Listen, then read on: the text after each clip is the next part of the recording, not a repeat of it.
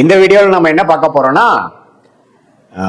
தனுசு ராசிக்காரர்களுக்கு மே 2026 எத்தகைய ஒரு பலாபலன்கள் நிறைந்த ஒரு மாதமாக இருக்க போகுதுங்கிறது சயின்டிபிக் வேதிக் அஸ்ட்ராலஜி முறையில அறிவியல் சார்ந்த சாஸ்திரமாகிய இந்திய வேத ஜோதிடத்தில் அடிப்படையிலான ஒளி தத்துவம் எப்படி ஒரு சுப கிரகமும் பாவ கிரகமும் ராசிக்கு ஒரு இடத்துல சஞ்சரிக்கும் பொழுது ஒரு பாவத்துல ரசிக்கும் பொழுது 5ஆம் இடம் 6ஆம் இடம் சொல்றோம் இல்லைங்களா. ஸோ ராசிக்கு அந்தந்த இடத்துல அந்தந்த ராசியில அந்தந்த நட்பு நிலைமையில பகை நிலைமையில இருக்கும் பொழுது எந்த ஒரு தாக்கத்தை தனுசு ராசிக்காரர்களுக்கு மே 2026 கொடுக்க போகுது, ஆண்டு கிரகமாகிய குரு சனி ராகு கேது எப்படி கொடுக்குது, எந்த மாதிரி தாக்கத்தை செய்கிறது, அதே மாதிரி மாதம் சஞ்சரிக்கக்கூடிய பெயர்ச்சி பெறக்கூடிய செவ்வாய் சூரியன் புதன் சுக்கிரன்கிற கிரகம்லாம் இப்ப எப்படி இருக்காங்க, மே மாதத்துக்கு எந்த மாதிரி ஒரு அமைப்பு இருக்கு அப்படிங்கிறத நம்ம துல்லியமாக இந்த வீடியோல பார்க்க போறோம்.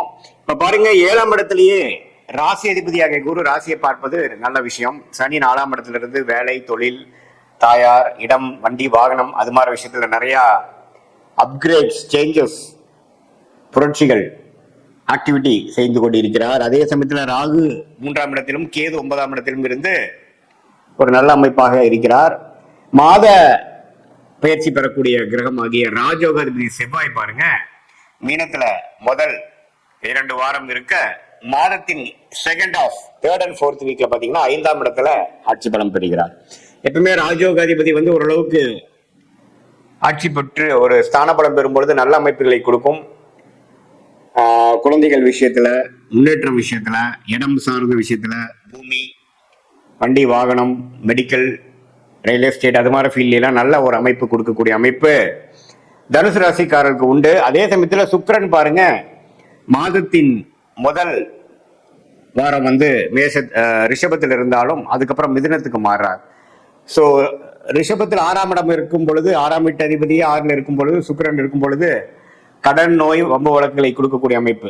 ஸோ எப்போ அவர் 7க்கு போறாரோ அது நல்ல அமைப்பு. ஸோ தனுசு ராசிக்கு மாதத்தின் செகண்ட் ஆஃப் ஓரளவுக்கு நல்ல பலன்களை கொடுக்கக்கூடிய அமைப்பாக இருக்கிறது.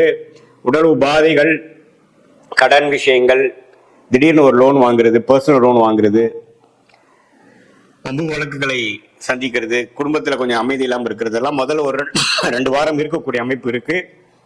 அதெல்லாம் நீங்க கொஞ்சம் பார்த்து கொள்ள வேண்டும். அதே சமயத்துல சூரியன் 5ஆம் இடத்துல உச்சம் பெற்று 6ஆம் இடத்துக்கு மாறுவது தப்பில்லை. புதனும் பாத்தீங்கன்னா சுக்கிரனோட வீட்டிலே இருக்கிறது நல்லது. ஸோ குடும்ப விஷயத்துக்கு செகண்ட் ஹாஃப்ல இருந்து நல்ல அமைப்புகள் உண்டு. பினான்சியல் விஷயத்துக்கு நல்ல அமைப்புகள் இருக்கு. உடல் நல சரியாகிறது, நல்ல பிரச்சனைகள்லேருந்து மீண்டு வருவது, சீனியர் சிட்டிசன்ஸ்லாம் நோய் தீர்ந்து ஓரளவுக்கு சரியாகி வருவதெல்லாம் மாதத்தின் செகண்ட் ஹாஃப்ல இருந்து தான் தனுசு ராசிக்காரர்களுக்கு தேர்ட் அண்ட் ஃபோர்த் வீக் நல்ல ஒரு அமைப்புகள் கொடுக்குது. முதல் 2 வாரம் கொஞ்சம் கேர்ஃபுல்லா இருக்கணும். எல்லா விஷயத்திலையும் கொஞ்சம் டக்குன்னு ஒரு முடிவு பண்ணி நம்ம செய்யக்கூடாது. இதோட பின் விளைவுகள்லாம் என்னென்னு யோசிச்சு பண்ணணும். ஏன்னா செவ்வாய்ங்கிற ராஜயோகாதிபதி ராசி அதிபதியை பார்ப்பதனால பார்த்தீங்கன்னா நல்லாவே ஓரளவு கேர்ஃபுல்லா இருக்க வேண்டிய அமைப்பு தேவைப்படுது. ஸோ மற்றபடி பார்த்தீங்கன்னா ராகு கேது சனி எல்லாமே ஓரளவுக்கு நல்ல அமைப்புகளை கொடுக்குது. இதுல சுப செலவுகளும் அப்பப்போ கொடுக்கக்கூடிய அமைப்புகள் வியாபாரிகள் தொழிலதிபர்கள் எல்லாத்துக்குமே அப்பப்போ நமக்கு தேவையில்லாத செலவுகள் கொடுக்கக்கூடிய அமைப்பு. சுக்கிரன் 12ஆம் இடத்தை பார்ப்பதனால கேளிக்கைக்காக ஒரு டிராவல் போறோம், ஒரு சம்மர்ல ஒரு ஹாலிடேஸ்க்காக டிராவல் பண்றோம், அதுல நல்லா செலவு பண்றோம் அப்படிங்கிற மாதிரி விஷயங்கள் வெளிநாடு பிரயாணங்கள் அதெல்லாம் கொடுக்கக்கூடிய அமைப்பு கண்டிப்பாக தனுசு ராசிக்காரர்களுக்கு இந்த மே மாதம் குறிப்பா சொல்ல போனா தேர்ட் அண்ட் ஃபோர்த் வீக்ல இருந்து பலன்கள் கொடுக்குதுங்க. மற்றபடி நான் முதலே சொன்ன மாதிரி பினான்சியல் விஷயங்கள் பார்த்துக்கணும். மாணவர்களுக்கு நல்ல ஒரு அமைப்பை கொடுக்குது. ஏன்னா புதன் ரிஷபத்துல இதுவரை ஏனோதானு படித்துட்டு இருந்தவங்களுக்கு நல்ல முன்னேற்றத்தை கொடுக்குது.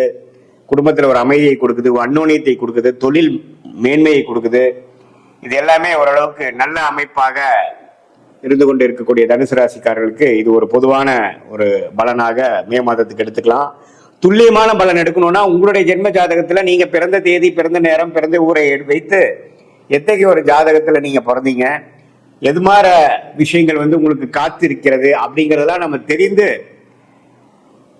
தசாபுக்திகள் என்ன லக்னத்துல பிறந்தீங்க, அப்புறம் நீங்க தனுசு ராசியில பிறந்தாலும் 3 நட்சத்திரமா பூரட நட்சத்திரமா உத்திர நட்சத்திரமாங்கிறதெல்லாம் உத்திராட நட்சத்திரமாங்கிறதெல்லாம் பார்த்து ஆராய்ந்து உண்மையே துல்லியமான பலன்கள் அடுத்து வரக்கூடிய ஷார்ட் டேர்ம் எப்படி இருக்கு, அடுத்து வரக்கூடிய லாங் டேர்ம் எப்படி இருக்கு, எதுமாற பிராப்தங்கள் காத்திருக்கிறது, எதுமாற பிராப்தங்கள் நமக்கு இல்லை, எதுமாற முடிவுகளை எடுக்கலாம், எப்பொழுது எடுக்கலாம் அப்படிங்கிறதெல்லாம் நாம வந்து சயின்டிபிக் வேதிக் அஸ்ட்ராலஜி முறையில துல்லியமான முறையில் அஸ்ட்ராலஜிக்கல் கன்சல்டேஷன் எடுத்துக்கொண்டு நாம் அது செய்யும் பொழுது நல்லாவே வந்து நம்ம தீர்க்கமான ஒரு முடிவுகள் அதுக்கு தகுந்த மாதிரி சமயத்துக்கு வரைக்கும் பொறுமையாக இருந்து அது வேலை மாற்றமா இருந்தாலும் சரி, கல்யாணமா இருந்தாலும் சரி, குழந்தை பேரு எதிர்பார்க்கிறதா இருந்தாலும் சரி, வெளிநாடு வாய்ப்புகளுக்காக தேடிக்கொண்டு காத்து கொண்டிருக்கிறதா இருந்தாலும் சரி, நம்மளுடைய நேரங்காலங்களை தெரிந்து நம்மளுடைய டைம் லைன்ஸ்